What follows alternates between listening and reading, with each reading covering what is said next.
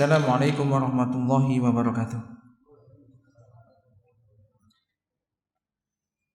Innal hamdalillah nahmaduhu wa nasta'inuhu wa nastaghfiruh wa natubu ilaihi wa nastahdihi wa na'udzu billahi min shururi anfusina wa min sayyiati a'malina. May yahdihillahu fala mudilla lahu wa may yudlil fala hadiya lahu.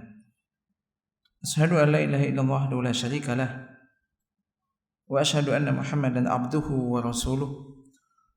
Allahumma sholli ala Muhammadin wa ala ali Muhammad kama shallaita ala ali Ibrahim innaka Hamidum Majid.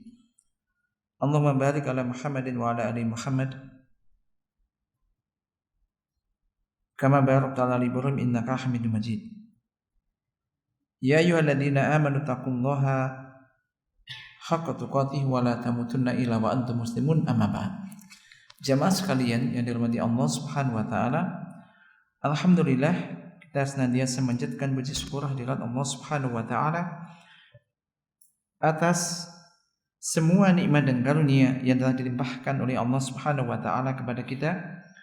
Mari kita mensyukurinya dengan meningkatkan keimanan dan juga ketakwaan kita, di antaranya dengan menambah ilmu kita berkaitan dengan syariat-syariat Allah Subhanahu wa taala, mungkin berkaitan dengan perintah sehingga kita bisa menunaikannya, atau juga berkaitan dengan hal-hal yang dilarang sehingga kita bisa meninggalkannya.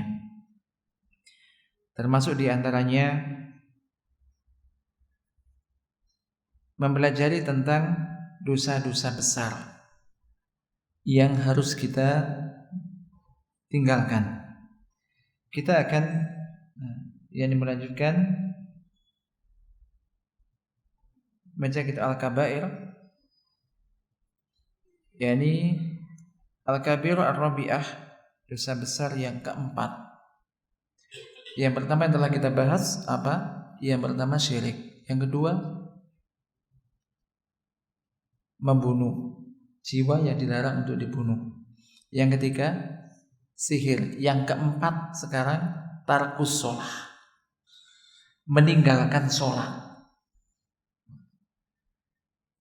Masalah ini, dari masalah meninggalkan sholat ini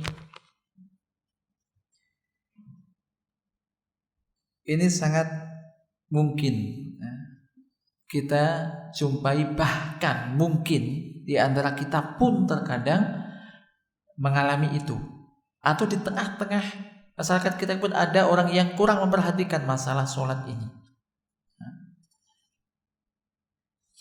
Nah, bisa jadi demikian.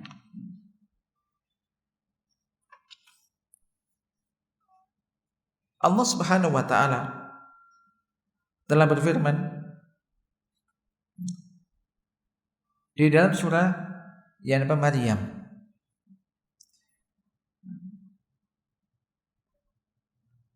Allah berfirman, fa khalafa min ba'dihim khalfun adaa'us shalah wattaba'us syahawat fasawfa yalqauna ghayya.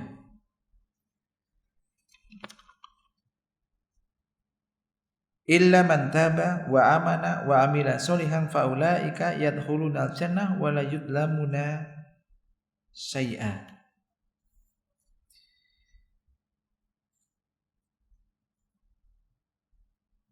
Maka akan datang setelah mereka generasi.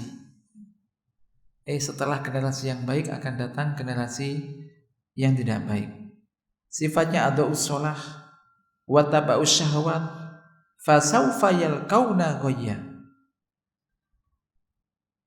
Jadi generasi yang menyia-nyiakan sholat, adaa'us shalah, tidak perhatikan masalah sholat, wa taba'us syahawat, dan mereka mengikuti hawa nafsunya, fasawfa yalqauna ghayya, maka kelak mereka akan jadi mendapatkan adab, siksaan, dilemparkan ke neraka. Illa kecuali orang yang bertaubat, beriman dan beramal soleh, maka mereka itu kelak akan masuk ke dalam surga dan tidak didolimi sedikit pun. Ini ancaman menyebutkan orang-orang yang memang nanti akan datang setelah generasi yang baik, generasi yang tidak baik. Sifatnya, ini ayat ini. Sifatnya, yaitu orang-orang yang ada usul. Jadi mereka yang menyanyiakan sholat, gak memperhatikan sholat. Jadi meninggalkan pun biasa. Wattaba'u syahawat, ini sifatnya. Berarti mesti akan ada, karena Allah Ta'ala telah berfirman tentang di Al-Quran ini tentang hal ini. Maka jangan sampai kita termasuk itu. Karena orang semacam ini ada orang yang akan merugi, mendapatkan siksa.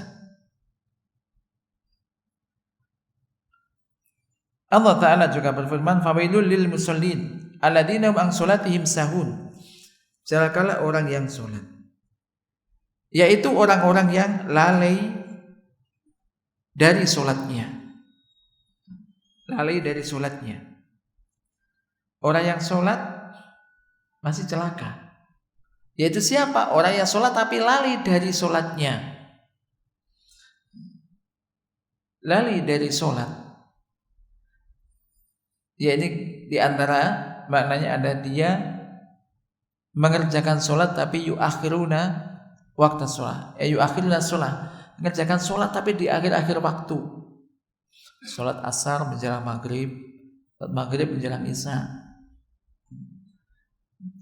Dan juga sholat tetapi lalai. Jadi tidak khusyuk, tidak ada tumakninah di dalamnya.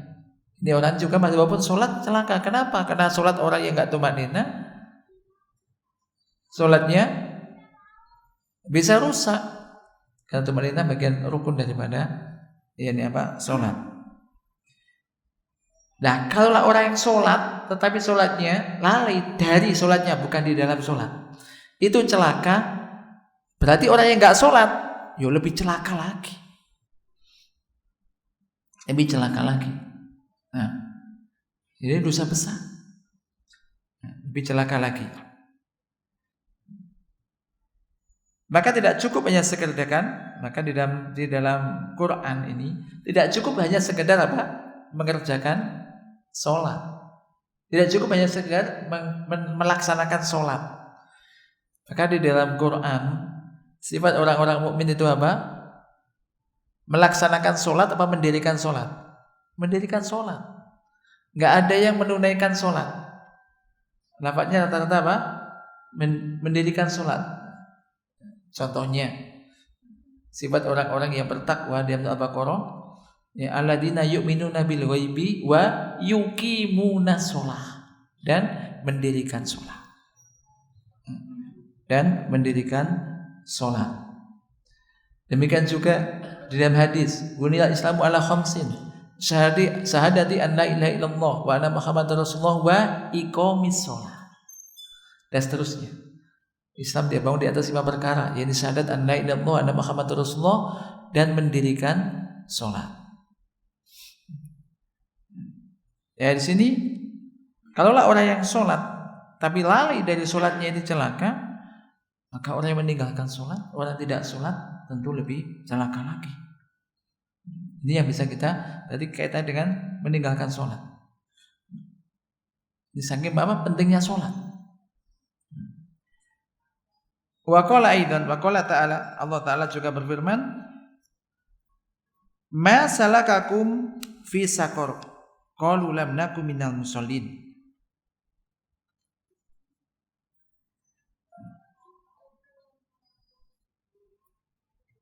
Apa yang menyebabkan kalian masuk ke dalam neraka Sakor?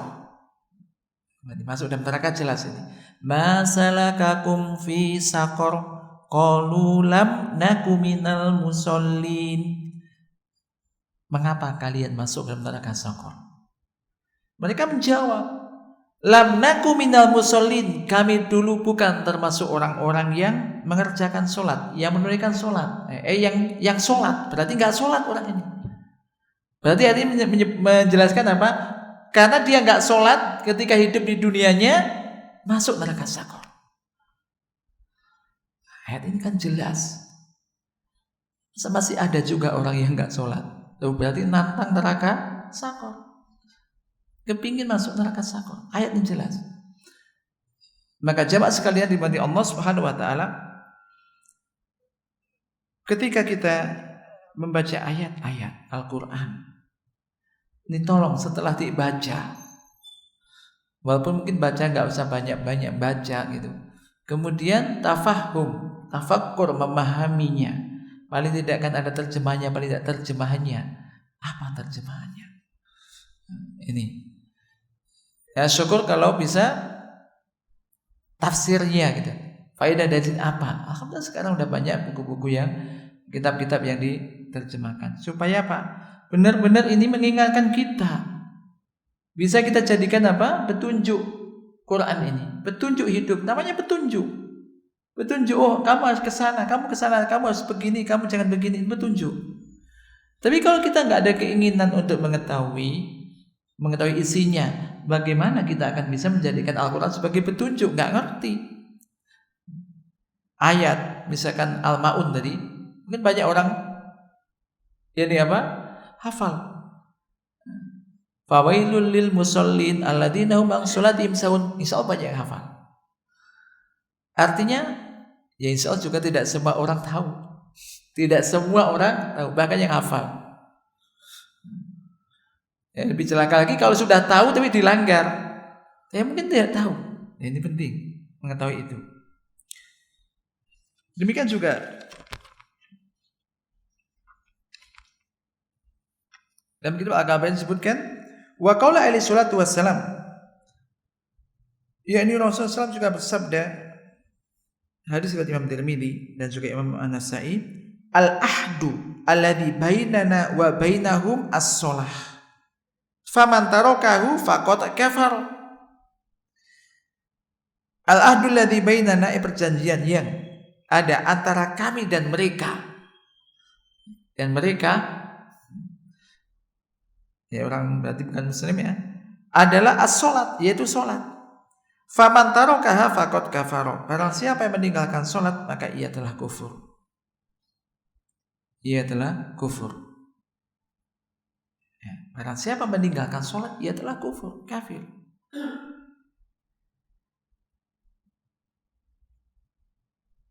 Nah ini juga menunjukkan begitu besar dosanya orang yang meninggalkan sholat. Demikian juga beliau Rasulullah Sallallahu Alaihi Wasallam juga bersabda, dalam hadis riwayat Imam Bukhari dan juga Imam An-Nasa'i, man fatathu sholatul asri habita amaluhu. Barang siapa yang ketinggalan sholat asar, habita amaluhu,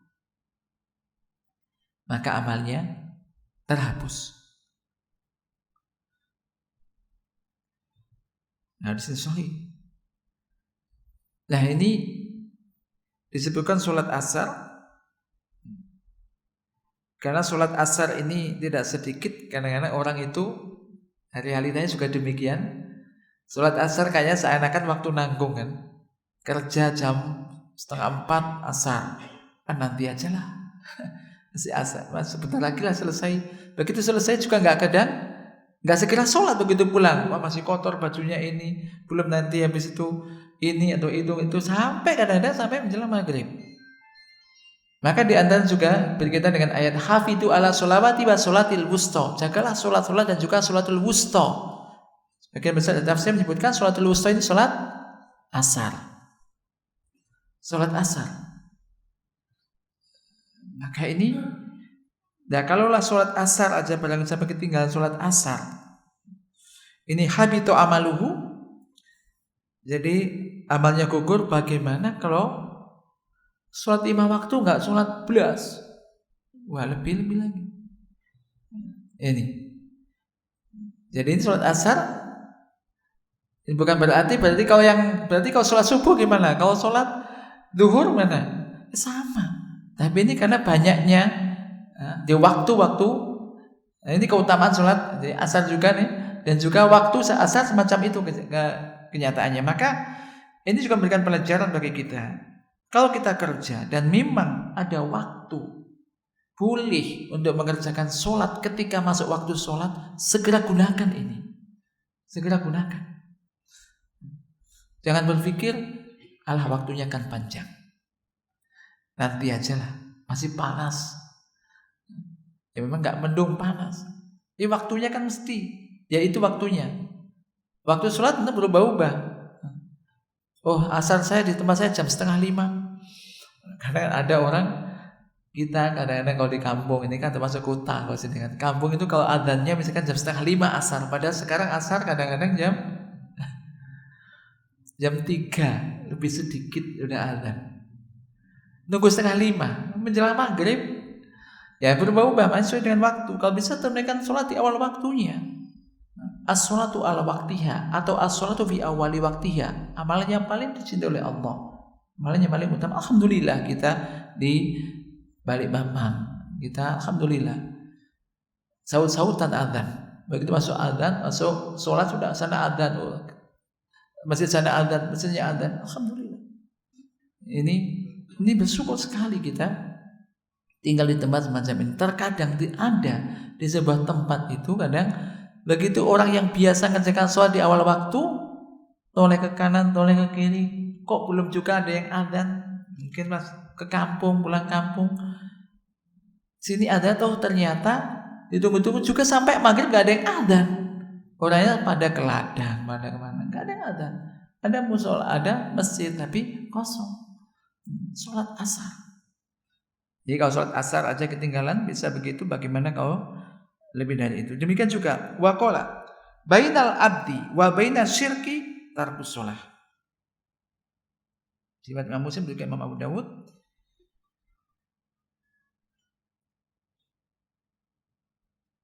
Di antara hamba dan juga kesyirikan, antara beda hamba dan kesyirikan, dan berarti juga kekufuran, yaitu tarkus sholah, yaitu apa? Meninggalkan sholat. Seakan-akan jadi orang yang sudah meninggalkan sholat ini berarti sudah nggak muslim. Jadi baina antara hamba dan juga syirki, kesyirikan, ini apa? Meninggalkan sholat. Menunjukkan juga bahwasanya meninggalkan sholat termasuk dosa besar. Demikian juga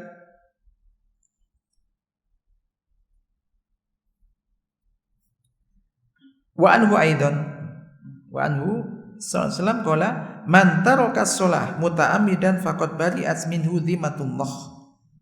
Barang siapa yang meninggalkan sholat dengan sengaja, maka sungguh telah lepas darinya, yakni dhimmatullah, jaminan atau tanggungan Allah. Ini juga ancaman, menunjukkan dosa besar itu orangnya ini apa meninggalkan sholat dengan sengaja, bisa kufur. Demikian juga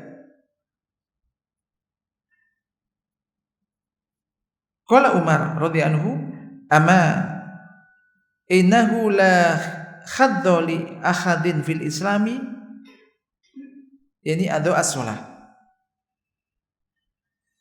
Tahuilah bahwasanya tidak ada bagian bagi seorang pun di dalam Islam, yaitu yang meninggal atau menyia-nyiakan sholat. Menyia-nyiakan sholat. Maka ini sholat jadi ukuran orang itu muslim. Sejauh mana orang itu perhatiannya dengan agama ini, sejauh mana perhatian dia dengan sholatnya. Karena kalau orang nggak sholat berarti akan orang asli agamanya. Nah, ini pentingnya masalah sholat ini. Ayyub as-Sakhtiyani mengatakan seperti itu pula. Dan Al-Jariri meriwayatkan dari Abdullah bin Saqi. Dari Abu Hurairah radhiyallahu anhu qala, kana ashabu Rasulillah sallallahu alaihi wasallam la yarawna syai'an minal a'mali tarkuhu kufrun ghairu shalah.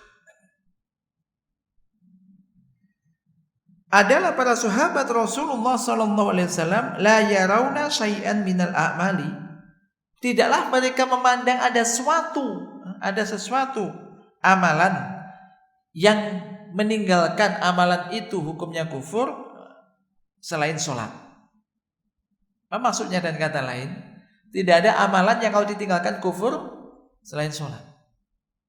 Ini para sahabat. Para sahabat Rasulullah Sallallahu Alaihi Wasallam dah memandang. Jadi mereka memandang tidak ada suatu amalan yang kalau ditinggalkan ini kufur ghairu sholat, selain sholat. Jadi menunjukkan apa? Gak boleh meninggalkan sholat ini. Dosa besar meninggalkan sholat.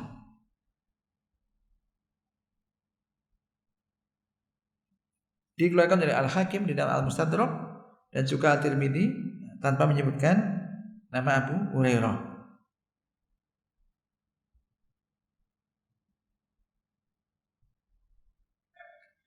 Ibnu Hazm mengatakan la dzamba ba'da syarri a'dzam min tarki shalah hatta yakhruja waqtuha wa qatlu mu'minin bi ghairi haqq. Tidak ada dosa setelah kejahatan yang lebih besar daripada meninggalkan sholat sampai keluar waktunya. Meninggalkan sholat sampai keluar waktunya. Waktu sholatnya habis, dia belum sholat. Dosanya besar. Dan juga membunuh seorang mukmin dengan cara tidak benar.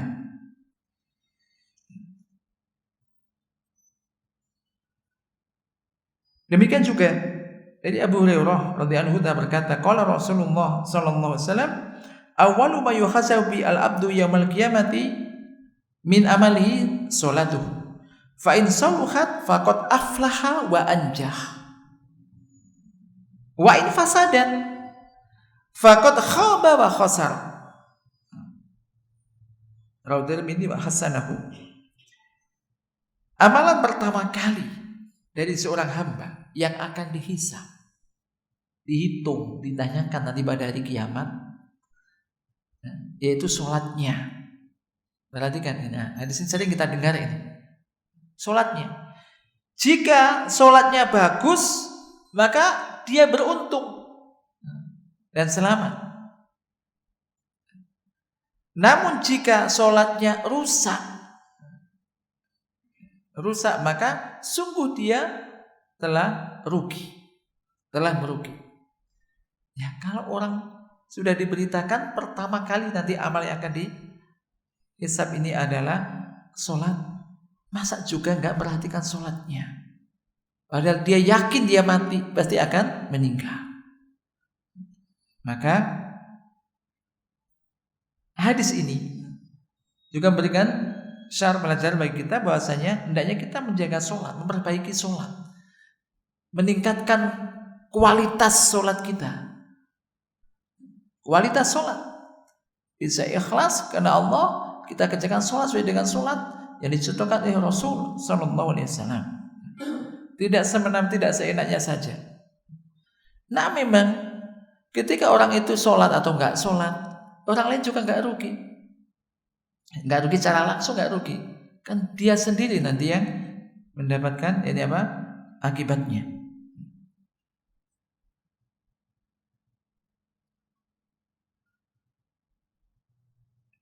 Demikian juga dalam hadis Bukhari dan Muslim,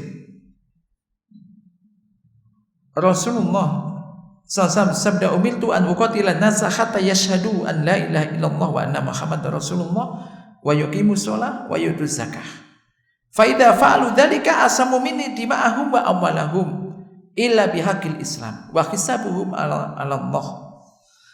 Aku diperintahkan untuk memerangi manusia sampai dia bersyahadat bahwasanya tidak ada sembahan hak disembah kecuali Allah dan bahwasanya Muhammad itu utusan Allah, dan sampai mereka mendirikan sholat, menunaikan zakat. Jika mereka telah melakukan hal itu, berarti mereka telah melindungi dariku, yakni apa? Dima'ahum, darah mereka, dan mereka tidak akan dibunuh. Wa amalahum, dan juga harta mereka. Illa bihaqil Islam, kecuali dengan hak Islam, dan hisab mereka ada di tangan Allah Subhanahu wa taala. Nah, di sini ada wa yuqimus shalah sampai mereka mendirikan salat. Maka ini wajib dan harus ditunaikan oleh seorang muslim.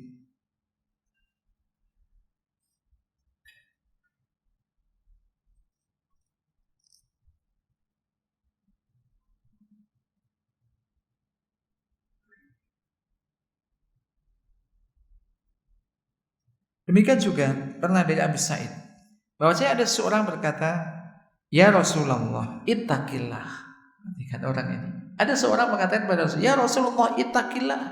Wahai Rasulullah, bertakwalah kamu kepada Allah. Rasulullah disuruh bertakwa.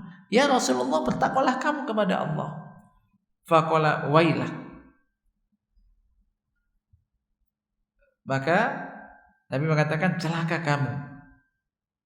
Alastu ahaqqu ahlil ardi an atqallah. Bukankah aku ini orang yang ahqqu ahlil ardi, orang penduduk bumi yang paling bertakwa kepada Allah Subhanahu wa taala? Maka Khalid bin Walid radhiyallahu anhu mengatakan, ala adribu unukahu ya Rasulullah. Bolehkah aku penggal lehernya orang ini ya Rasulullah? Rasul disuruh bertakwa, kan? Faqala la. Maka Nabi mengatakan jangan. Jangan. La'allahu ayyakuna yusolli. Jangan. Barangkali ia masih sholat. Artinya apa di sini? Pentingnya sholat. Barangkali dia masih sholat, biarkan aja. Jangan dibunuh. Nah.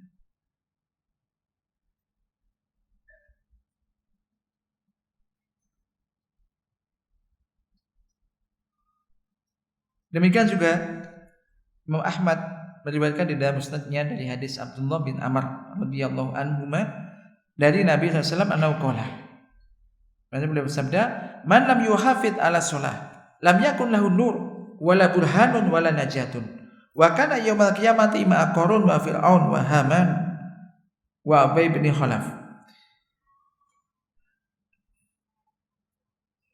Yani barang siapa yang tidak menjaga sholat, maka ia tidak akan memiliki cahaya. Tidak ada cahaya baginya. Demikian juga tidak ada burhan, dan juga tidak ada najah, keselamatan baginya. Dan nanti pada hari kiamat akan bersama Qarun, Fir'aun, Haman, dan Ubay bin Khalaf. Nas-nas ini jadi memberikan pelajaran atau isyarah, yakni tentang kufurnya orang yang meninggalkan sholat. Nah, memang berkaitan dengan masalah bagaimana hukum orang yang meninggalkan sholat itu. Ini di sana ada tanazu', yakni ada perbedaan pendapat di antara ahlul ilm, salafan wa khalafan, dengan dari dulu hingga sekarang. Faqala Imam Ahmad bin Hanbal, Imam Ahmad bin Hanbal mengatakan, tarikus shalah kafirun kufran mukhrijan anil millah, yuktalu idza lam yatub wa yusalli. Sa'utsaimin rahimahullah menyebutkan bahwasanya di masalah ini masalah yang terjadi perbedaan pendapat tentang hukum orang meninggalkan sholat ini dengan ahlul ilm. Imam Ahmad mengatakan orang yang meninggalkan sholat kafir. Kufur kafir dengan kufur yang bisa mengeluarkan dia dari agama. Ia dibunuh jika ia tidak mau bertaubat dan tidak sholat. Wa qala Abu Hanifah wa Malik wa Syafi'i fasik wala yakfur. Abu Hanifah, Imam Malik dan Imam Syafi'i mengatakan fasik tidak kufur. Fasik tapi tidak kufur. Tidak sampai ketingkatan kufur. Demikian juga kemudian mereka berbeda pendapat lagi, maka Imam Malik dan Syafi'i mengatakan yuktal haddan, mereka dibunuh sebagai hukumannya. Imam Abu Hanifah mengatakan yu'zar wala yuqtal, diasingkan kemudian tidak dibunuh. Nah sekarang kalau ada perbedaan semacam itu, maka sikap kita bagaimana?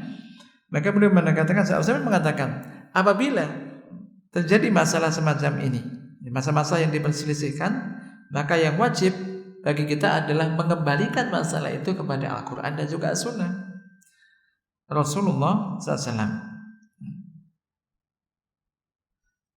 Bagaimana Allah berfirman,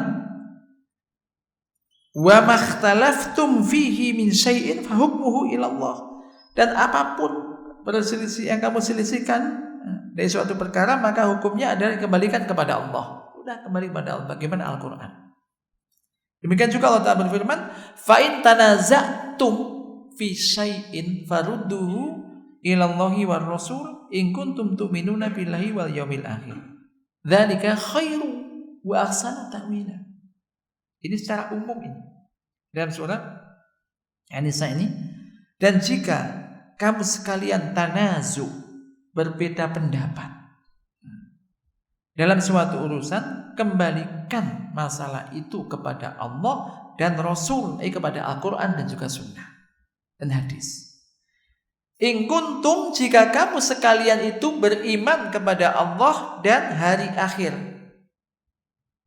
hal itu khair, hal itu lebih baik, wa ahsanu ta'wila, dan akan lebih bagus akhirnya. Maka dalam tafsir Ibnu Katsir disebutkan, apabila ada orang ketika terjadi masalah perbedaan pendapat kemudian diajak kembali kepada Al-Quran dan Sunnah, tidak mau, berarti dia tidak beriman atau kurang beriman kepada Allah dan hari akhir. Tidak, aku nggak butuh seperti pokoknya gini, pokoknya gini. Allah SWT memberikan perintah, anjuran. Jadi fa in tanazatum, jika kalian berbeda pendapat dalam suatu urusan, faruddu ilallah wa rasul, kembalikan kepada Allah dan Rasul. Insyaallah ketemu. Dan kita ini kan sama. Kita kaum muslim sama sebetulnya. Apanya? Kitabnya Al-Quran, nabinya Rasulullah Muhammad SAW sama. Jadi ketika dikembalikan situ akan ketemu, oh ya ternyata begini, udah terima.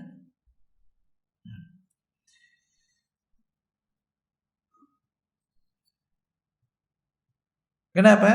Kalau demikian, karena setiap orang yang berbeda pendapat, maka pendapatnya tidak bisa menjadi hujah untuk mematahkan yang lain. Demikian juga setiap orang dari mereka memandang bahwasanya yang benar itu pendapatnya. Enggak, pendapatku yang benar, enggak, pendapatku yang benar.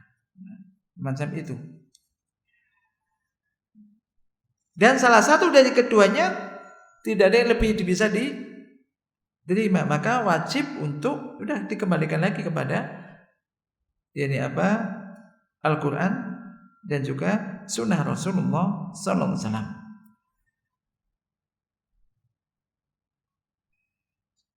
Dan apabila kita kembalikan itu semua perbedaan pendapat tadi, niza tadi, kepada Al-Quran dan juga As-Sunnah, kita akan menjumpai bahwa Al-Quran dan juga As-Sunnah, keduanya ini menunjukkan kufurnya orang yang meninggalkan sholat. Saya menyebutkan yaitu dengan kufur akbar yang bisa mengeluarkan dari agama ini. Adapun dari Al-Quran, bagaimana kita sebutkan tadi, ini fa in tabu wa aqamus shalah wa atawuz zakah fa ikhwanukum fid din. Di dalam surah Taubah Allah berfirman, jika mereka bertaubat dan mendirikan sholat dan menunaikan zakat, maka mereka itu saudaramu di dalam agama ini. Ini saudara seiman. Saudara seiman. Nah, di sini apa yang diambil pelajaran ini? Yani jika mereka taubat dan mendirikan sholat dan menunaikan zakat, mereka ikhwanukum fiddin. Jika tidak demikian berarti bukan saudara muslim, bukan saudara kamu dalam agama ini. Nah, tentunya kan semacam itu. Allah Ta'ala juga dalam surat Maryam sebagaimana kita sebutkan tadi, bahwasanya fa khalafa min ba'dihim khalfun adaa'u sholata wa taba'u syahawat wa fasawfa yalqawna ghayya illa man taba wa amana wa amila sholihan fa ulaika yadkhulunal jannah wa la yuzlamuna syai'a. Nah, di sini di dalam ayat ini bahwasanya Allah Subhanahu wa taala berfirman tentang orang-orang yang menyia-nyiakan salat dan mengikuti hawa nafsu. Mereka disebutkan mereka akan mendapatkan celaka, masuk neraka, kecuali illa man taba wa amana. Yani kecuali orang yang mau bertaubat dan beriman. Illa man taba wa amana wa amila sholihan. Kecuali orang bertaubat, beriman dan beramal soleh. Saya menyebutkan ini menunjukkan bahwasanya mereka ketika menyia-nyiakan sholat, mengikuti syahwat, itu ghairu mu'minin, jadi tidak beriman.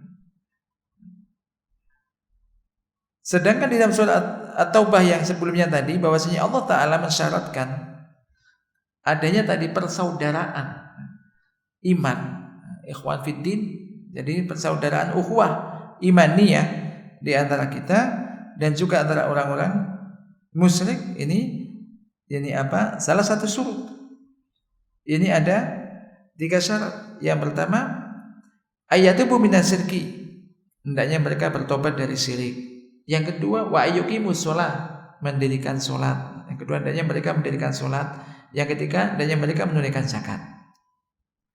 Maka jika mereka taubat dari syirik tapi tidak mendirikan salat dan tidak menunaikan zakat, maka bukan saudara kita.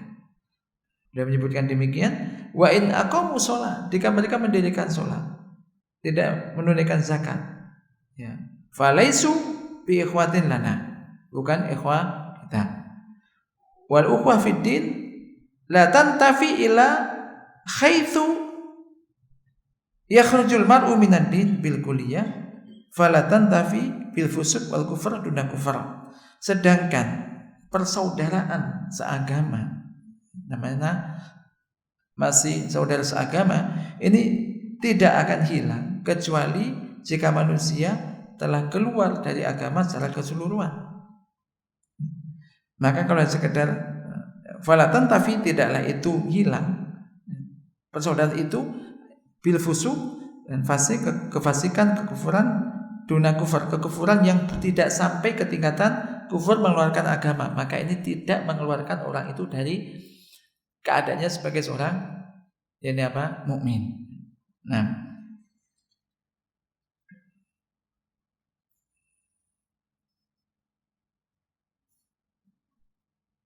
perhatikan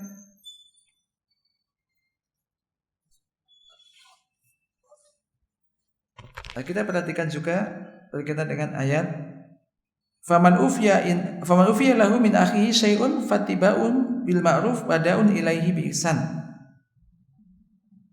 Ini berkaitan dengan ayat kisos, ketika membunuh orang. Jadi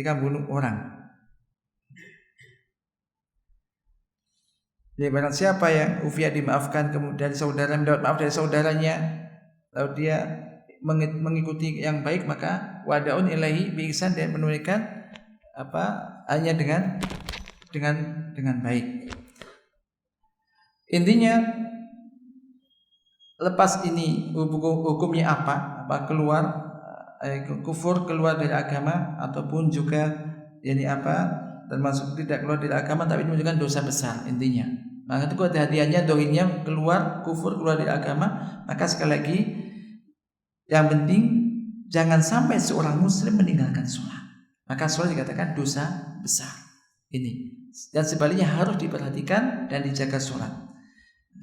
Maka mudah-mudahan ini menjadi pelajaran bagi kita, dan tidak menjadikan jangan membiarkan kita atau keluarga kita tidak sholat. Usahakan untuk tetap menjaga sholat. Mudah-mudahan dia dijadikan oleh Allah Subhanahu wa taala termasuk orang-orang yang muqiminas sholat, yaitu orang-orang yang bisa mendirikan sholat, menunaikan sholat dengan khusyuk, ikhlas, dan sesuai dengan salatnya Rasulullah sallallahu alaihi wasallam. Allahumma anfa'na bima 'allamtana wa 'allimna ma yanfa'una warzuqna ilman tanfa'una bihi wa sallallahu ala nabiyyina Muhammad. Subhanakallahumma wa bihamdika asyhadu an la ilaha illa anta astaghfiruka wa atubu ilaik. Assalamualaikum warahmatullahi wabarakatuh.